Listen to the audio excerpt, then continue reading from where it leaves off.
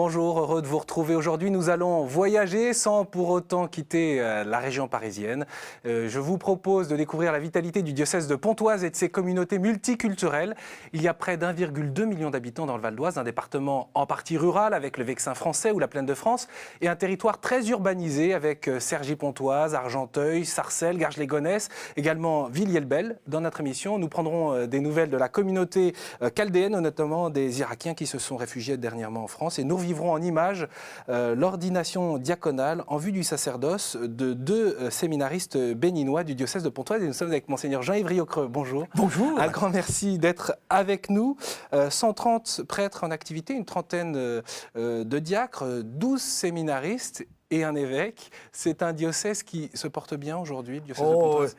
L'Église est toujours dans l'action de grâce de ce que nous voyons, et je pense en particulier, puisque nous sommes en ces jours préparatoires à Pâques avec les catéchumènes, et puis quand on voit on est confronté à beaucoup de difficultés, à beaucoup de défis, mais l'évêque que je suis, lorsque je fais une visite pastorale, et j'en ai accompli une très importante dans le doyenné d'Herblay-Taverny, est comblé par les acteurs de la mission d'abord, par les prêtres dont vous venez de parler, les consacrés aussi, qui vivent dans des cités, où les contemplatives, puisqu'on a deux Carmels aussi, le Carmel de Pontoise, très ancien, puisque c'est le premier Carmel après celui de Paris, au début du XVIIe siècle, le Carmel de Daumont. Et quand on voit cette grâce de Dieu qui se manifeste dans les enfants, dans les hommes, les femmes, les familles, les personnes âgées, les malades, je crois qu'on peut être émerveillé. Et puis l'évêque, bien sûr, est au milieu de son peuple et il a à répondre à beaucoup de questions et à régler de nombreux problèmes. Mais il n'est pas seul. Oui, Herblay, Taverny, qu'est-ce que vous en gardez de cette visite pastorale? Juste en un mot, peut-être une rencontre particulière qui vous a touché? Oui, dans la nouvelle église du Christ roi qui a été construite à Cormeilles il y a quelques années, il y avait ce jour-là la communauté Foi et Lumière. Et communauté, en pensant justement au rassemblement qui aura lieu à Lourdes. Dont certaines ont des handicaps. Oui, c'est cela. C'est donc fondé par Marie-Hélène Mathieu et Jean Vanier. Et je vous dis cela parce que ça me vient spontanément à l'esprit, mais il y aurait des dizaines et des dizaines de souvenirs à raviver. Alors, on parle du diocèse de Pontoise et ça chauffe du côté des jeunes avec la préparation des Journées mondiales de la jeunesse à Madrid en août prochain. Rends-toi, c'est un clip réalisé pour faire du buzz sur Internet et toucher la génération des 18-30 ans. On regarde.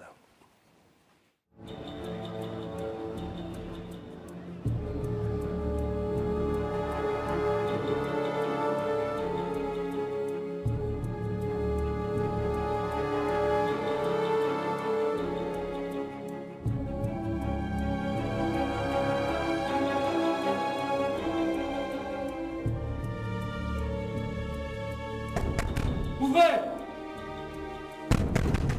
Ouvrez la porte! Sortez, l'immeuble est cerné!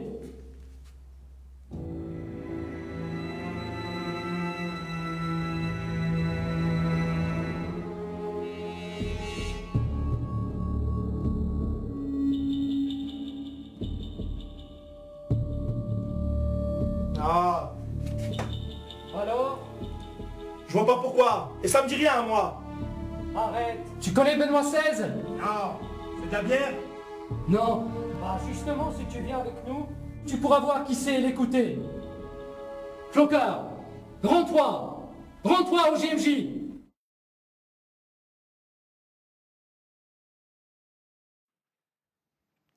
Voilà, rends-toi au JMJ. Il faut de l'humour quand même. Hein. Ah, c'est original, j'aurais jamais C'est pensé vrai. ça, mais ce sont les jeunes, et ça a été vu par des milliers, des dizaines de milliers de personnes, parce que, vous savez, avec Internet, et quand je l'ai vu la première fois, j'étais bien sûr un peu surpris, pour ne pas dire Bon, est-ce un qu'il faut peu... dire quand même que c'est que les acteurs en herbe, les prêtres que l'on voit dans le clip, oui, sont oui. les vrais prêtres. Bien en sûr, fait. bien sûr, bien sûr. Il y a le responsable du groupe, le père Adam Kalenska, qui coordonne le groupe des jeunes.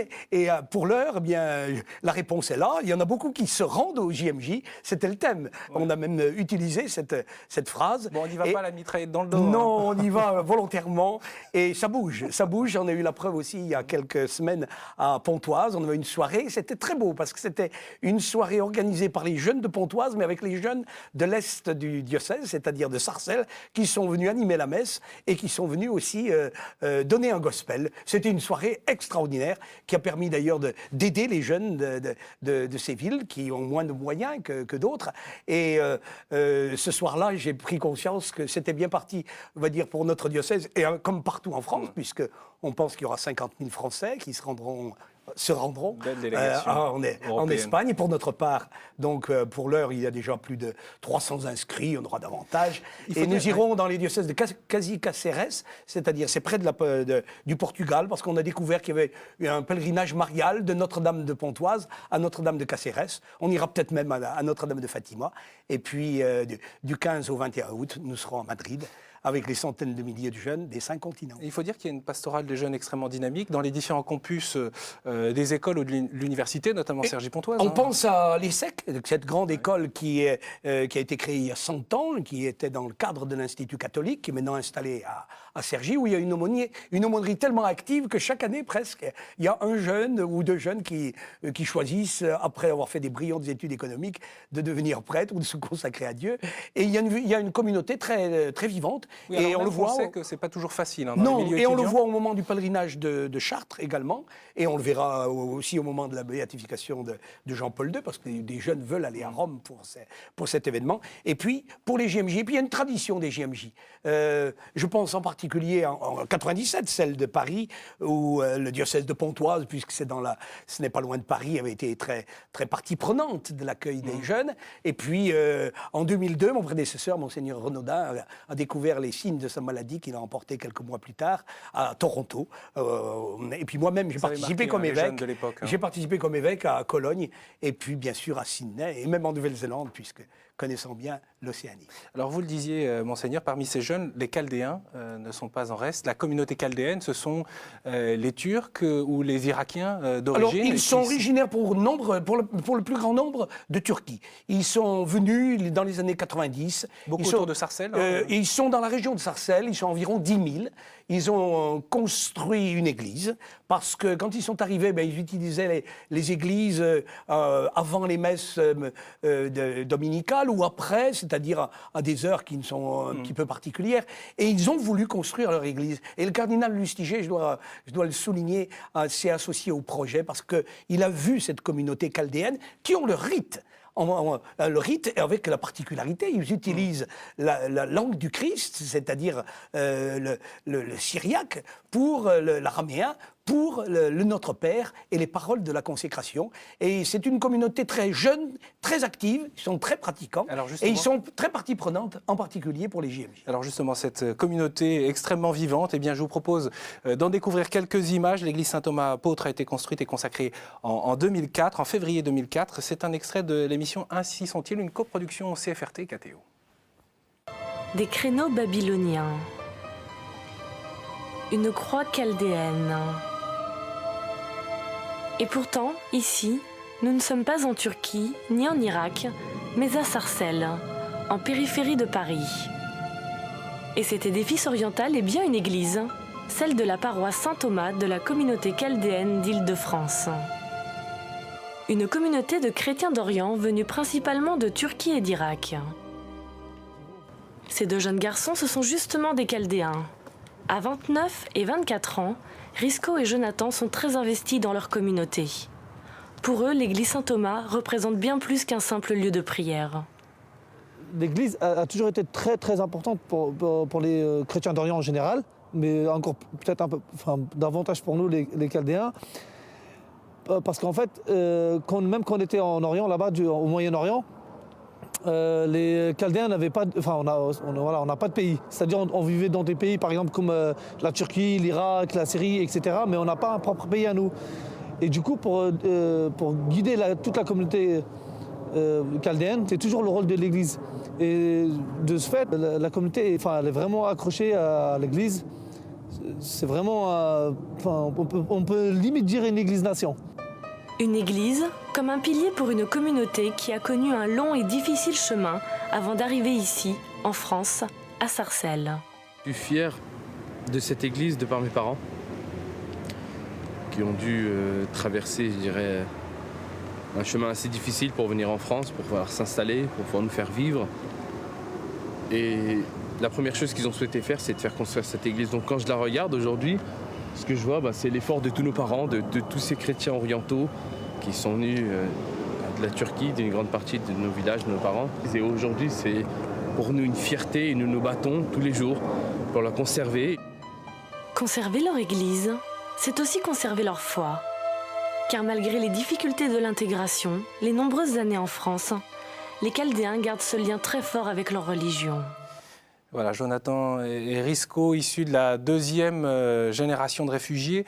Une communauté quand même meurtrie par les persécutions de leurs frères, de leurs familles, en Irak notamment, depuis l'attentat de Bagdad qui a marqué tout le monde à la Toussaint. Et en plus, il faut savoir que les Chaldéens sont très nombreux aux États-Unis, au Canada, en Australie, en Nouvelle-Zélande, et qu'il y a une espèce de communion qui se crée entre eux grâce à la télévision. Donc ils sont très sensibles dès qu'il y a un événement qui se passe naturellement dramatique comme en Irak. Et on pense à ce prêtre qui a été tué, à l'archevêque de Mossoul qui a été assassiné il y a 2 ans. Et il y a quelques semaines, je rencontrais son successeur, un jeune évêque qui a été nommé, rencontré à plusieurs reprises le patriarche qui vit à Bagdad dans des conditions... C'est quoi le message au fond des Chaldéens qui sont à Pontoise pour la communauté locale, pour l'église locale? Eh bien, c'est-à-dire, ils nous sensibilisent à ces chrétiens d'Orient. Donc, quand on a vu ce qui s'est passé en décembre et en novembre, décembre et janvier, tant à Bagdad qu'en Égypte, nous sommes sensibilisés. Et tristement sensibilisés par ce que nous apprenons de ces lieux, mais nous sommes sensibilisés aussi au bon sens du terme par le fait de leur présence, parce qu'ils s'intègrent dans la vie de l'Église. Pour vous dire, lorsque je suis devenu évêque il y a bientôt 8 ans, j'avais souhaité qu'au moment de l'action de grâce de la communion, il y ait un chant chaldéen. Et j'étais impressionné parce que c'était pour leur dire, vous faites partie de l'Église. Et la première fois que je les ai rencontrés, c'était dans l'église Saint-Pierre, Saint-Paul de Sarcelles. L'Église n'était pas encore construite. J'étais saisi aux entrailles parce que je voyais ces descendants des paysans de la région du Kurdistan qui étaient là dans cette église construite par les paysans français au XIVe ou au XVe siècle, et que je leur ai dit, vous êtes ici chez vous, parce que bien évidemment ils restent, mais ils ont la particularité et de leur langue et de leur culture. Ils s'appellent eux-mêmes les Assyro-Chaldéens. Donc ça remonte à des millénaires. Et c'est dramatique le fait qu'ils aient pu partir en pensant justement qu'il y avait 1 million de chrétiens il y a 15 ans en Irak, et que maintenant il n'y en a plus que 500 000 parce qu'ils partent pour des raisons de difficulté. Ou ceux qui sont à Bagdad vont dans la région du nord où c'est plus sûr, dans la région d'Erbil. En tout cas, par leur sang, ils rappellent l'importance à la fois de la liberté religieuse et puis aussi de cette nécessité pour les chrétiens de témoigner. Exactement. Même parfois au risque d'y perdre la vie. Exactement. Et c'est que, pour vous dire aussi un souvenir récent, puisque nous avons aussi la communauté copte orthodoxe, au moment du Noël copte, je me suis associé pour dire combien nous étions bouleversés avec eux de cette terrible tuerie, tant à Bagdad qu'à Alexandrie. Alors, je le disais, vous êtes un évêque voyageur, mais il n'y a pas besoin d'aller très loin dans le Val d'Oise. Exactement, puisque nous avons cette grande diversité. Je vous propose justement de faire un retour en images sur l'ordination diaconale d'Ange et Parfait, 2 séminaristes d'origine béninoise qui sont diacres maintenant pour le diocèse de Pontoise. C'était en janvier dernier à Sainte-Geneviève de Garges-les-Gonesse. François Lespèce avait suivi notamment Parfait. Cet homme, originaire du Bénin, a un nom prédestiné. Il s'appelle Parfait Abbé. C'est un grand jour pour lui. Il va être ordonné diacre en vue du sacerdoce pour le diocèse de Pontoise. Je m'incarne dans un diocèse où je n'ai pas grandi, que je ne connaissais pas depuis longtemps, mais où je me sens heureux, où les paroissiens surtout m'ont appris à dilater mon espace intérieur. Donc je suis vraiment content. Au même moment, c'est pas toujours facile parce qu'on est des hommes, parce qu'on est des humains, parce qu'on n'a pas toujours la même vision de l'Église, parce qu'on a parfois tendance aussi à faire coïncider l'Église avec le pays ou la nation ou la patrie, c'est autre chose. C'est à l'église de Garges-les-Gonesse que Parfait est ordonné ce jour-là avec un autre séminariste. Une communauté paroissiale à très forte majorité immigrée, à l'image de cette chorale où se mêlent l'Europe, l'Afrique et l'Asie.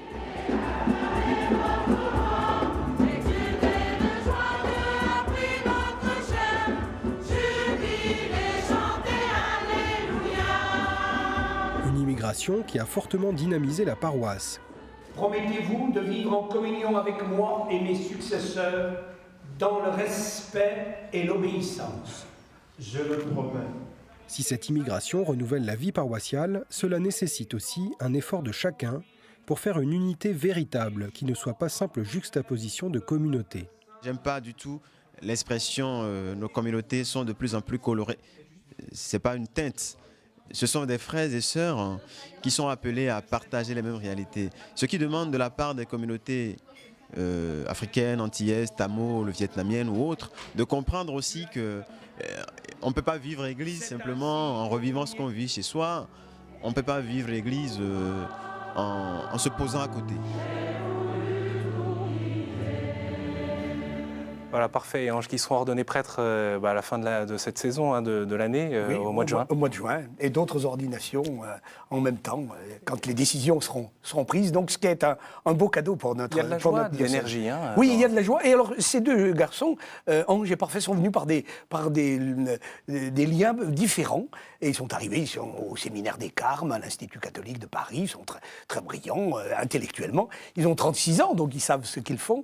Et Parfait, là, parfaitement exprimé. Il dit c'est pas une teinte. Hein. Et il dit non, il ne faut pas dire des communautés colorées. Non, parce que, surtout quand on connaît un pays comme le Bénin, qui est très proche de la France culturellement, beaucoup. On l'entend beaucoup, même par des paroissiens. Mais oui, et donc paroisse. ils se sentent à la fois, par ses origines, en plus, Parfait, il est du Bénin et par son papa du Togo. Alors vous voyez, donc il est des deux pays, et ils se sentent intégrés, parce que, je crois que ça veut dire, quand on dit chaque dimanche, je crois en l'Église catholique, c'est-à-dire universelle, ça veut dire que, comme il l'a parfaitement exprimé, que tout homme est mon frère, et tout homme et qui partage ma foi dans le Christ. Et lui, dans les différentes paroisses où il a été à Argenteuil, il a été à Montmorency, maintenant il est en stage à Sarcelles, donc il connaît la diversité du diocèse, et il apporte sa propre diversité.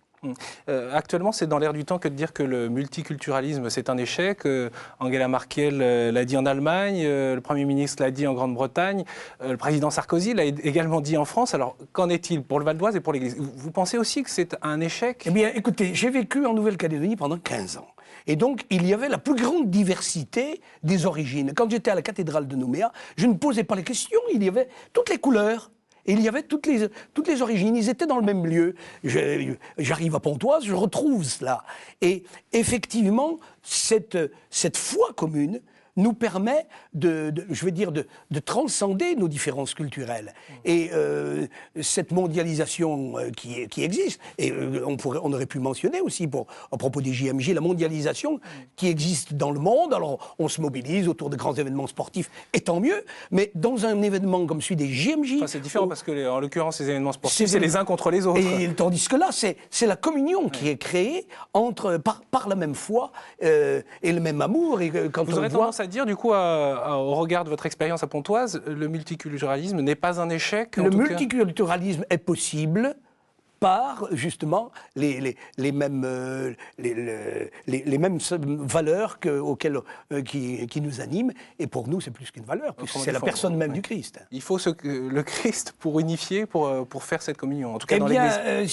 C'est aussi cette expression, le multiculturalisme est un échec, parce qu'on voit bien dans des pays occidentaux comme c'est difficile d'intégration pour certaines communautés. Mais ce que je vois... À la religion, aux musulmans, mais à l'islam? je pense aussi que c'est une difficulté. Mais si on aborde ce thème de l'interreligieux, je dirais que sur lequel j'ai beaucoup réfléchi et auquel je suis très sensible par le fait de cette diversité religieuse. Et nous, catholiques, nous pouvons dire, à travers une image comme celle qu'on vient de vous présenter, dans un lieu où ceux qui ne connaissent pas n'oseraient même pas aller, parce qu'on dit c'est presque dangereux d'aller là-bas, pas du tout. J'y vais avec bonheur, et on voit en plus que les personnes qui participent à cette prière sont heureux parce qu'ils se sentent en famille.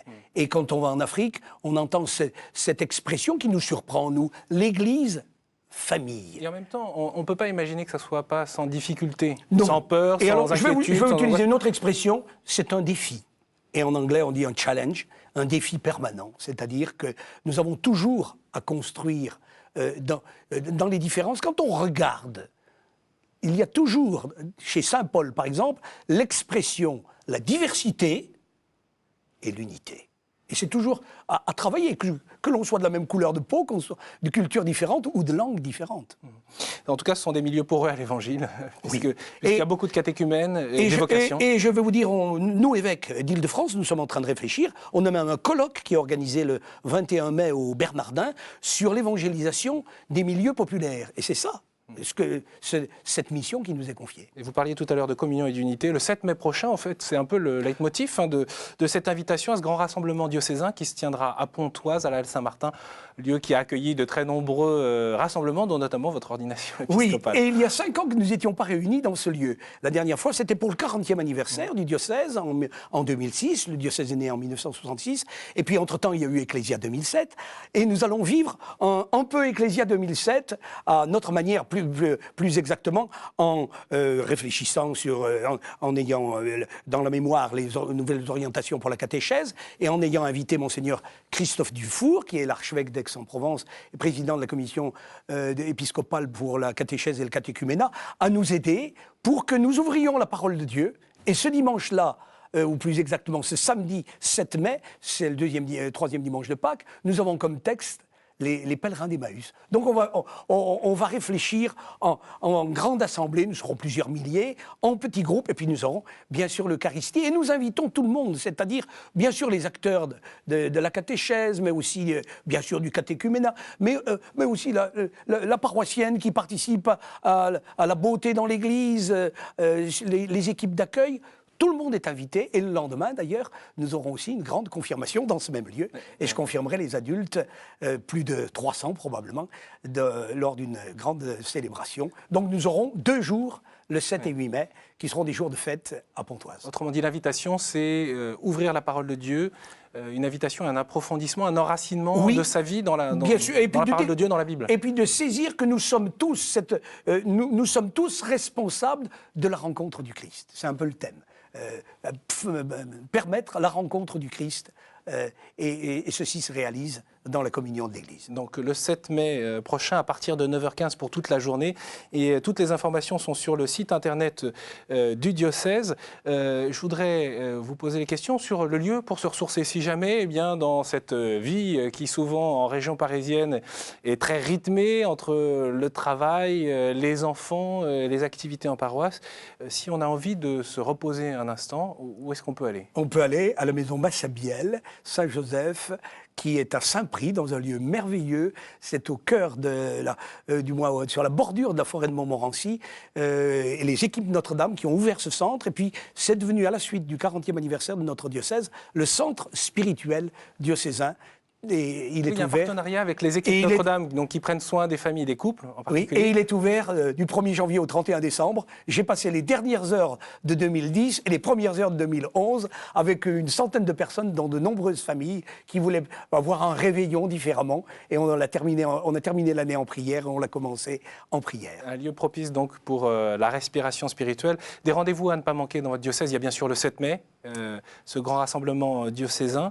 Mais c'est aussi au mois de mai la béatification du pape Jean-Paul II. Alors, j'imagine que vous suivez ça de près. De très près, en me réjouissant beaucoup de voir que de nombreux jeunes, des nombreux diocésains, et on va dire, il va y avoir des milliers de Français qui se rendront à Rome pour cette circonstance. Je me suis laissé dire que la moitié des évêques de France y participeraient. J'y serais naturellement, et ayant beaucoup été marqué par ce pape, ayant eu la grâce, c'est assez étonnant de le voir fréquemment, y compris dans les 5 continents. Puisque je l'avais vu aux îles Salomon, c'est-à-dire à 20 000 km de Rome, et j'ai été impressionné par cet homme qui respirait la sainteté. Et bien sûr, c'est un événement à suivre sur KTO, mais aussi à Ogny-sur-Seine. Il faut en dire un mot chez les Pères Pallottins. Oui, alors j'évoque ce lieu. En 1977, Karol Wojtyła, qui est archevêque de Cracovie, vient à l'invitation des Pères Pallottins polonais remercier pour ce qu'ils font, parce qu'ils avaient une imprimerie. Ils imprimaient les livres de catéchisme, de prière, et il est venu en 1977. Et donc, depuis, il y a le souvenir de sa présence. Il y a une statue dans cette propriété. Et le 1er mai, il y aura la retransmission sur grand écran. Et puis la messe qui suivra, nous serons justement dans le souvenir et dans l'action de grâce pour Carole Wojtyła. Et vous y Bienheureux serez, Jean-Paul à Rome ou à Oni alors? Je serai un peu partagé entre les deux lieux. Nous serons proches par la communion. En tout cas à Oni, donc pour tous ceux qui sont du Val d'Oise et qui souhaitent s'associer un petit peu plus que derrière sa télévision, il y a la possibilité d'aller donc à Oni-sur-Seine En chez cette les fête pères de la miséricorde divine, en voilà, plus. Particulièrement en cette fête. Merci beaucoup monseigneur Merci, Étienne. Jean-Yves Riocreux, évêque de Pontoise. Je rappelle bien sûr qu'on peut retrouver toutes les informations liées à votre agenda sur votre site et bien sûr cette émission que l'on retrouve sur le site internet de KDO. À très bientôt, à la semaine prochaine.